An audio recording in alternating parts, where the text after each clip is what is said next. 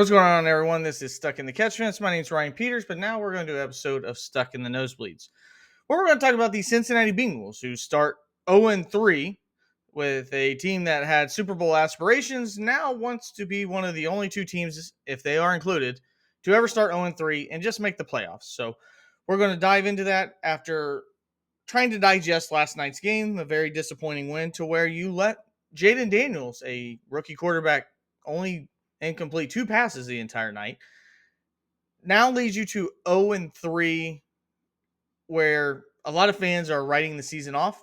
Historically speaking, if you're talking about making the playoffs, that makes a lot of sense. But we're trying to figure out where did things go wrong to get to where we are today.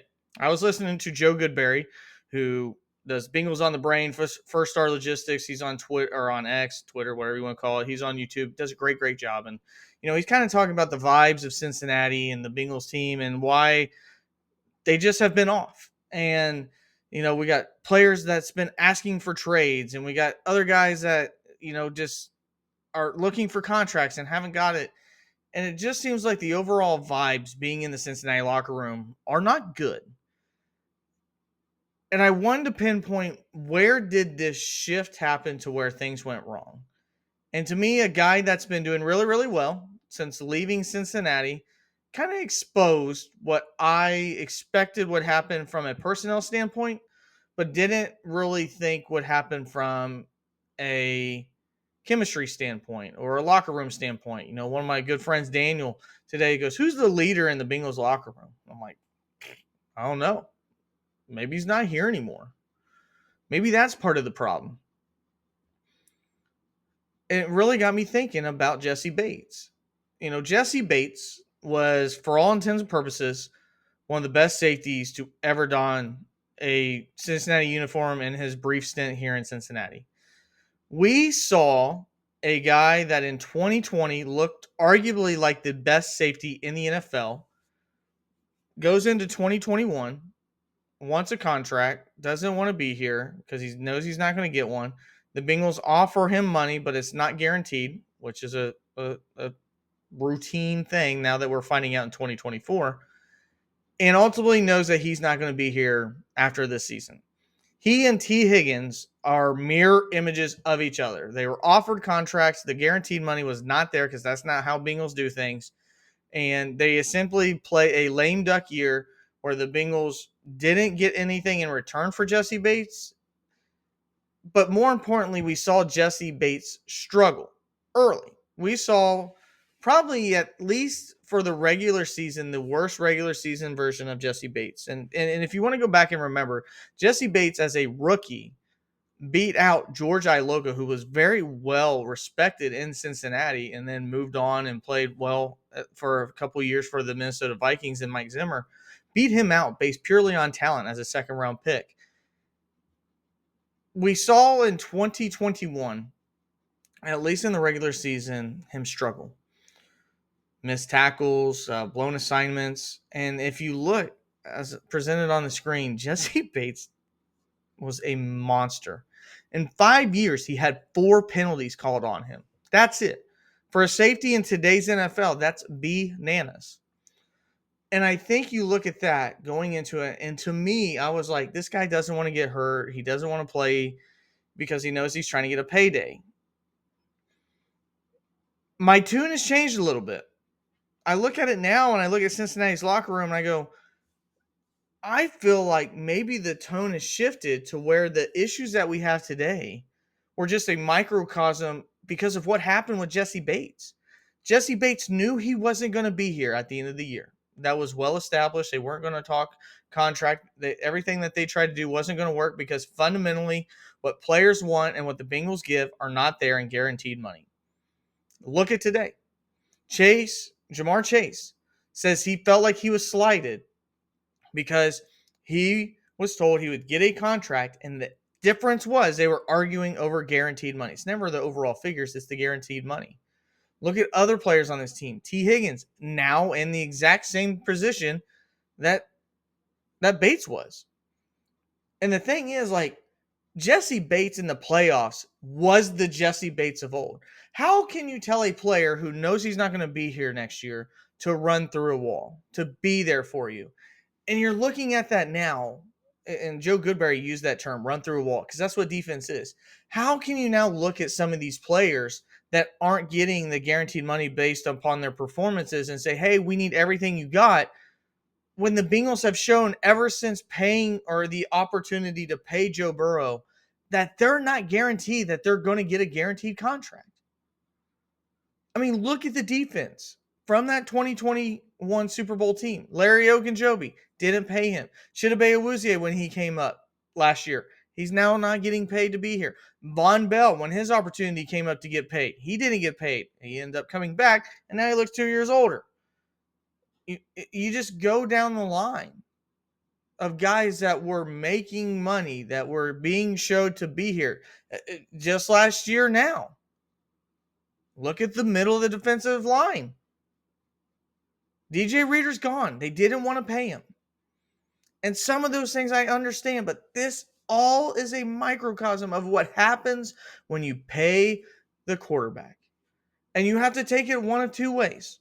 You can try to drag it out the way the Bengals have when it comes to Jessie Bates and when it comes to T. Higgins and play under the salary cap. Or you can turn a leaf and say, hey, we're not going to let the Antonio Bryant year burn us. And we've moved on from that. And the guys that we've drafted, we're going to keep here long term. Jessie Bates, they drafted him, did not keep him long term. T. Higgins, they drafted him, they're not going to keep him long term. Joe Mixon's time has run out, which it made sense. But still, his time, a leader on this team, emotional leader on this team, his time is gone. DJ Reader, an emotional leader on his team, his time is now gone because they didn't want to give him a guaranteed money.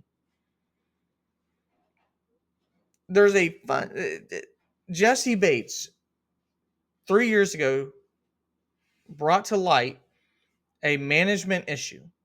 And I know there's a lot of people that want to take the easy approach and say, fire Lou Anarumo. That's not it, guys. Lou Anarumo is working with the worst defensive line in football. Yesterday, Sam Hubbard looked like somebody who does not belong on a football field routinely, and he is forced to start because we have no other options. This team has drafted horribly, which myself and Joe included, said, if you're going to pay the quarterback, you better be damn good at drafting. They have not been. DJ Turner can't find the field. Jordan Battle can't find the field. You draft a safety, and Dax Hill, you don't play him at the safety spot because the right safety spot. He was a strong safety in college. Now he was forced to play free safety because that's where Jessie Bates played. Now he's playing cornerback. Got cooked on the last play of the game.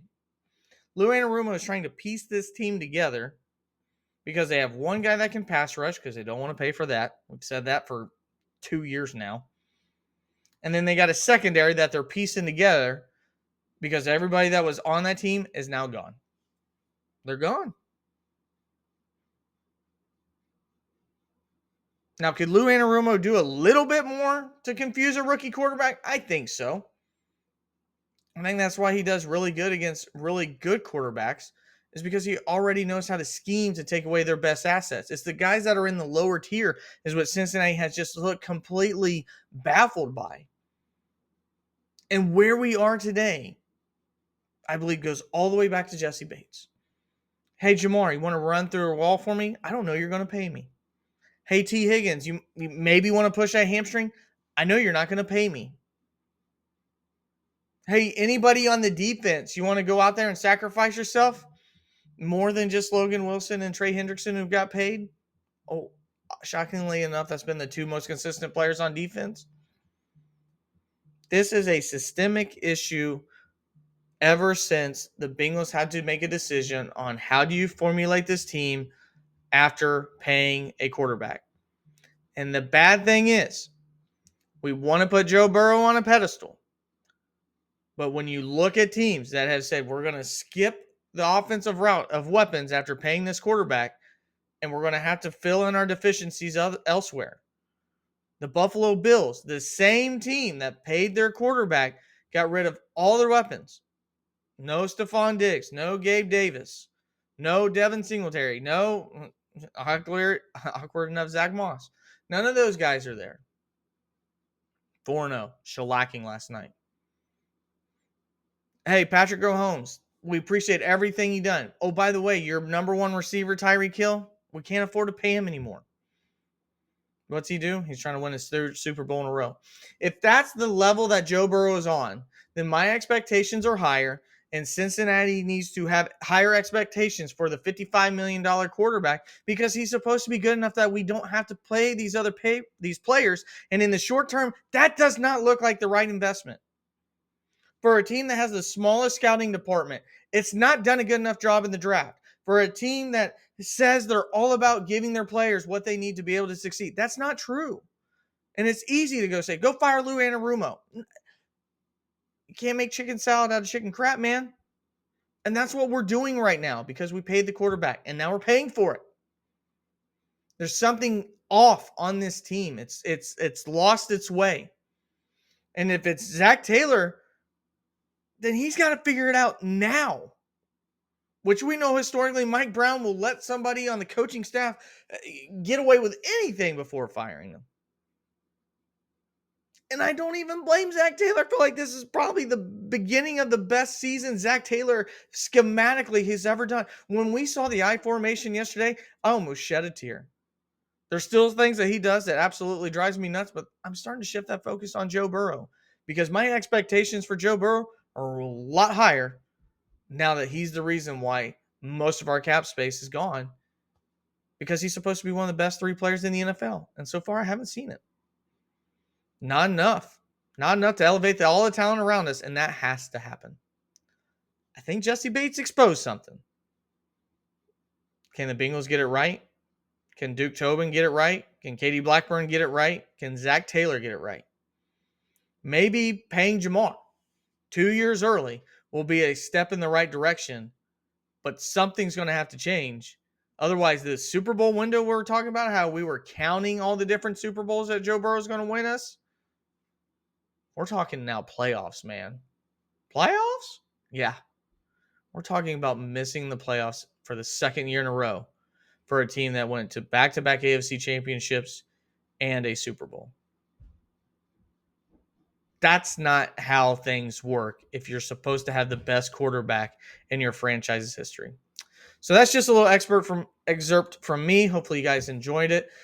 Haven't been very busy. I'm not going to lie to you. The personal life has been super, super busy. So last week was a little bit of a week off. We'll jump back into things here and get back on a normal routine. But let me know your thoughts below, all you Bengals fans. Hopefully things do get turned around and we could really, really use it. So appreciate it. Thanks again. Like always, stay safe. God bless. My name is Ryan Peters. This has been Stuck in the Catchments.